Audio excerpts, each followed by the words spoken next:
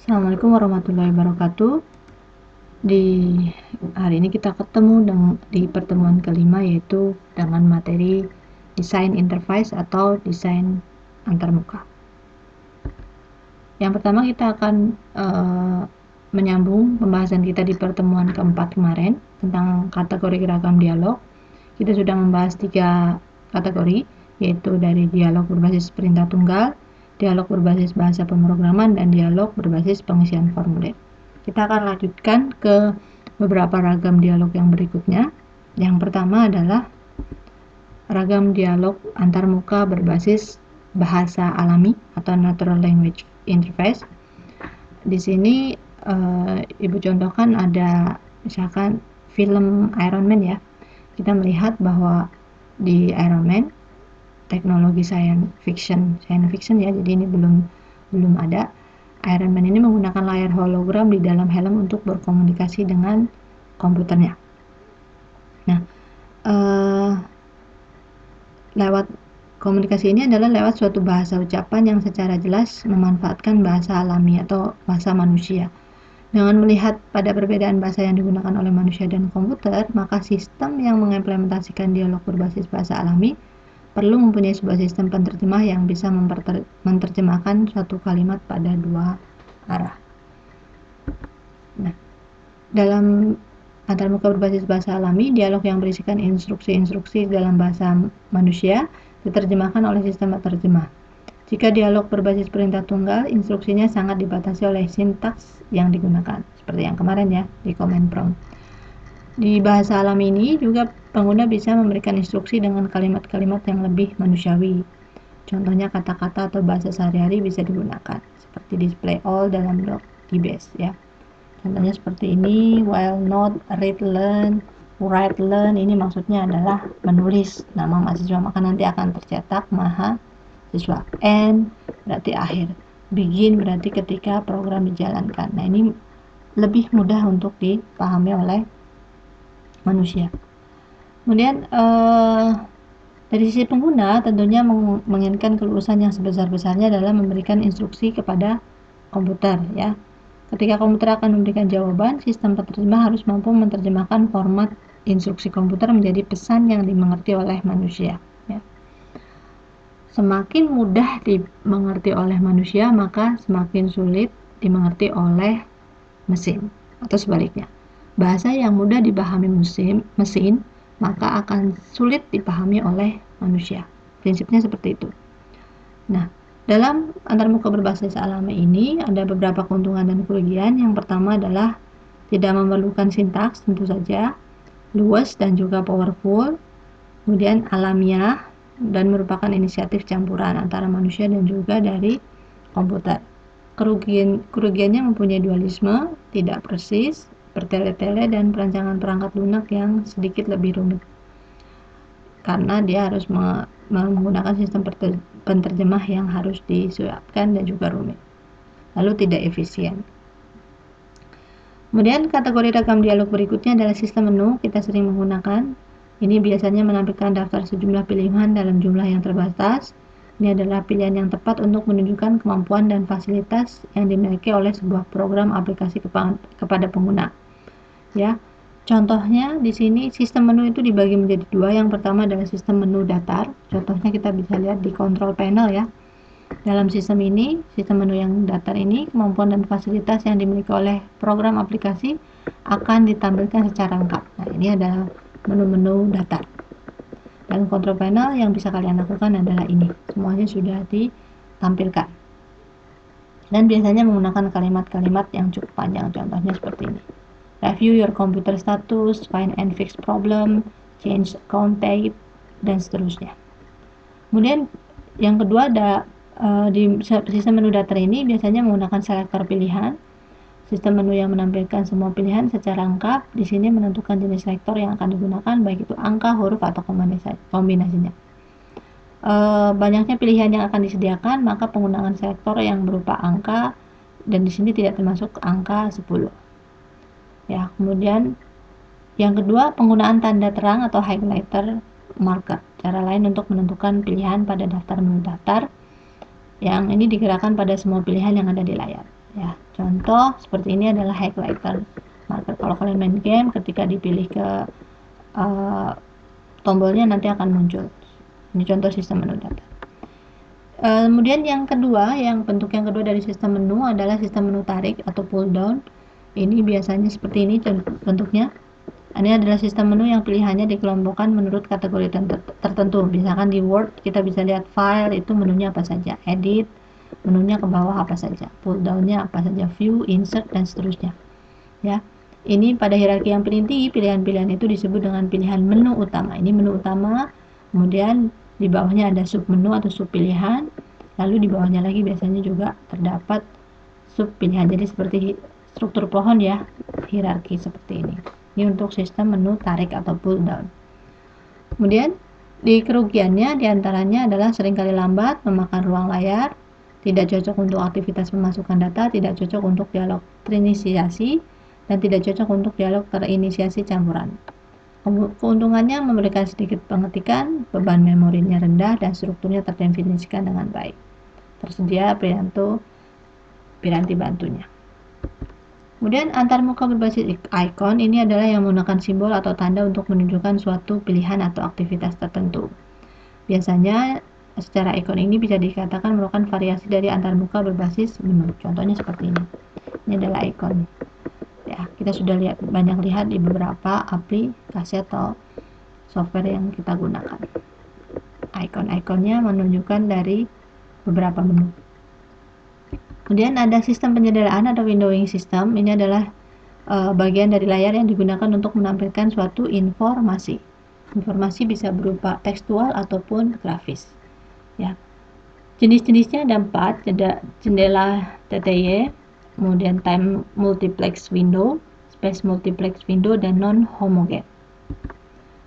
Di sini penampilannya lebih banyak informasi, kemudian akses lebih banyak sumber informasi, kombinasinya juga sumber informasi, kendali bebas atas sejumlah program, komen teks, penyajian jamak, dan reminder atau pengingat. Pertama, jendela TTY ini adalah jenis jendela yang paling sederhana. Jenis jendela ini mirip dengan tampilan apa adanya karena jendela TTY hanya terdiri dari sebuah jendela yang mempunyai fasilitas pemindahan halaman atau scrolling seperti ini pada satu arah. Pengguna mengetikkan perintah pada bagian layar tampilan dan komputer akan memberikan tanggapan yang juga ditujukan pada bagian bawah dari layar tersebut. Nah, seperti ini. Setelah perintah diketik maka akan muncul tanggapan di bawahnya. Kursornya sudah berada pada satu baris, tidak bisa dipindahkan ke baris sebelumnya atau baris setelahnya. Nah, contohnya seperti ini. Kemudian ada time multiplex window. Ini adalah layar tampilan merupakan sumber daya yang bisa digunakan secara bergantian oleh sejumlah jendela pada waktu yang berlainan. Jenis jendela ini banyak diterapkan pada editor teks, ya. Bisa digeser ataupun bisa diterapkan untuk berbagai text editor, dilengkapi dengan fasilitas penggeseran jendela secara otomatis. Contohnya seperti ini. Ya. Ini Microsoft Access. Ketika kita pilih table, nanti akan muncul lagi time multiplex Windows yang lain. Kemudian space multiplex window, yang jendela yang ketiga. Ini lebar layar dibagi menjadi beberapa jendela dengan ukuran yang bervariasi, dan jenis jendelanya bisa ditentukan berdasarkan ketergantungan antara satu jendela, bisa diletakkan di atas ataupun di sampingnya.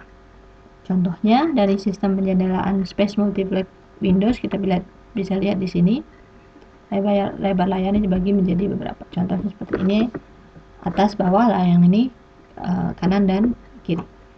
Ini sistem space multiplex window. Kemudian yang terakhir dari sistem penjendelaan adalah non-homogen. Biasanya jenis jendela yang tidak dapat dikelompokkan pada jenis jendela di atas. Dua dari beberapa jenis jendela homogen adalah icon dan zooming window. Ini contohnya kalau kita menggunakan Microsoft Word, kita bisa zoom in,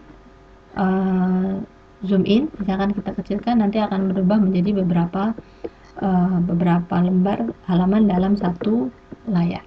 Nah, itu adalah sistem penjendelaan windowing system. Kemudian ada berikutnya kita akan bahas manipulasi langsung atau direct manipulation. Manipulasi langsung pada beberapa bidang, diantaranya kontrol proses, editor teks, simulator, kontrol lalu lintas penerbangan, dan perancangan bentuk atau model komputer aided system. Oke, kita lanjut manipulasi langsung atau direct manipulation. Ini beberapa penerapannya. Yang pertama adalah control process. Ini what you see is what you get merupakan fenomena pengolahan kata modern yang banyak sekali memberikan kemudahan pada pengguna. Pengguna akan mendapatkan hasil cetakan seperti apa yang muncul pada tampilan layar. Jadi, apa yang Anda lihat adalah apa yang Anda dapatkan. Kemudian ada editor teks. Teks editor adalah program yang digunakan untuk mengetik teks dalam komputer. Teks yang diketik dengan menggunakan teks editor tidak ditambahi pengaturan format apapun, tidak diatur jenis hurufnya, tidak diatur spasinya, tidak diatur rata kanan kirinya, dan seterusnya. Satu contoh-contoh yang berinteraksi dengan teks editor adalah pada saat print out. Teks apapun yang kita ketik di komputer, jika kita print maka hasilnya akan sesuai dengan apa yang kita ketik. Kemudian ada simulator. Ini adalah sistem miniatur yang mencoba menirukan kerja suatu sistem yang berskala sangat besar atau sangat kecil jika dilihat dari kacamata orang awam. Contohnya simulator penerbangan. Lalu ada manipulasi langsung. Contohnya adalah kontrol lalu lintas penerbangan, sistem radar ya berpegang pada adanya kemampuan untuk mengenal pola bentuk-bentuk tertentu seperti yang dapat dikerjakan oleh manusia. Kemudian masih di dalam manipulasi langsung ada juga perancangan bentuk atau model computer aided design.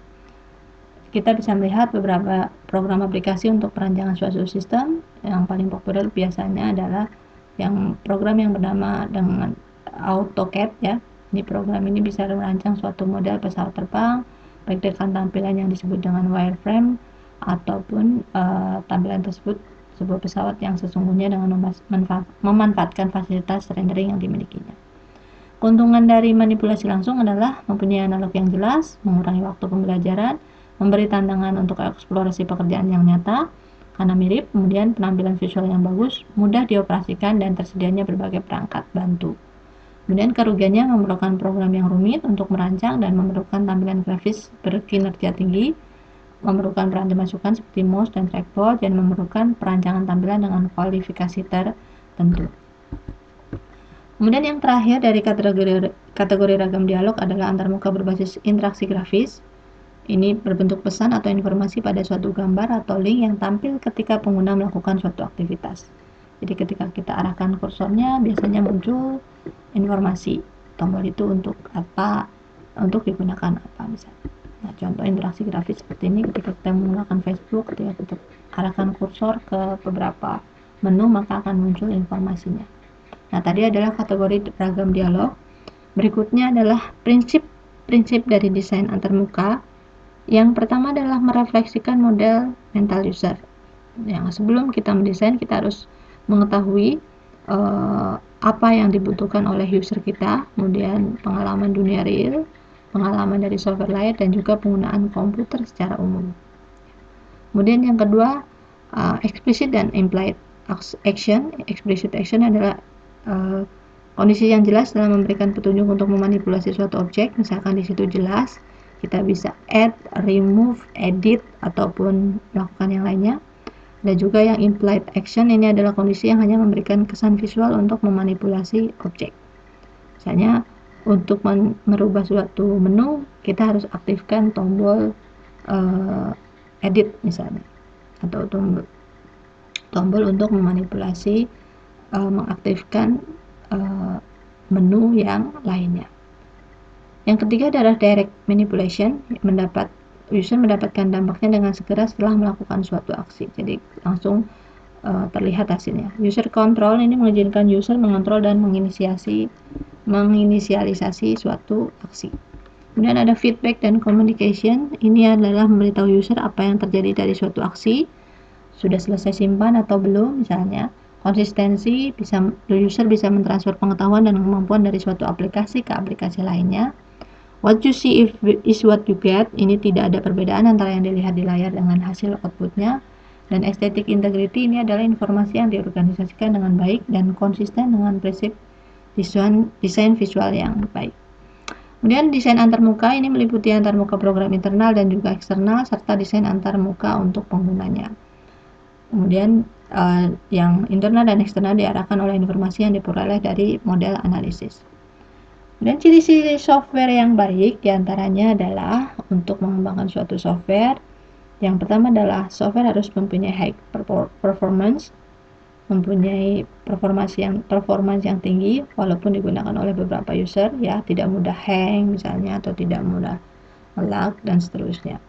Kemudian mudah digunakan, software yang dibuat mempunyai sistem easy to use sehingga tidak membutuhkan proses yang lama untuk mempelajarinya. Kemudian penampilannya juga baik sehingga user tidak merasa jenuh. Kemudian reliability, handal, ya, bisa diharapkan fungsi-fungsinya bekerja dengan baik dan ketelatedannya juga diperlukan. Mampu beradaptasi dengan perubahan-perubahan teknologi yang ada, ya. Kemudian interoperability, software yang dibuat haruslah mampu berinteraksi dengan aplikasi lain. Biasanya bisa dilihat dari adanya fasilitas untuk ekspor dan import data dari aplikasi lain. Mobility-nya, software juga dibuat dapat berjalan pada bermacam-macam sistem operasi. Ini adalah ciri-ciri software yang baik. Kemudian dalam mengambil keputusan dalam desain, ini ada beberapa keputusan ini terjadi sesuatu seperti berikut. Yang pertama, aplikasi semakin membesar dan menjadi semakin lambat, ya. Kemudian user interface pada aplikasi semakin kompleks, waktu yang diperlukan untuk mengembangkan fitur baru menjadi lebih lama. Dokumentasi aplikasi dan dokumen help menjadi lebih melebar. Resiko adanya efek pada fitur juga yang sudah ada juga mungkin terjadi, meningkatkan waktu yang diperlukan untuk memvalidasi aplikasi, ya. Jadi mengambil keputusan ini diperlukan sebuah desain yang baru, misalnya jika terjadi hal-hal yang seperti ini. Kemudian dalam mendesain layout ini ada 3 model. Yang pertama adalah yang berbasis dokumen, contohnya kita bisa lihat Microsoft Word, Microsoft Excel, dan yang lain-lainnya.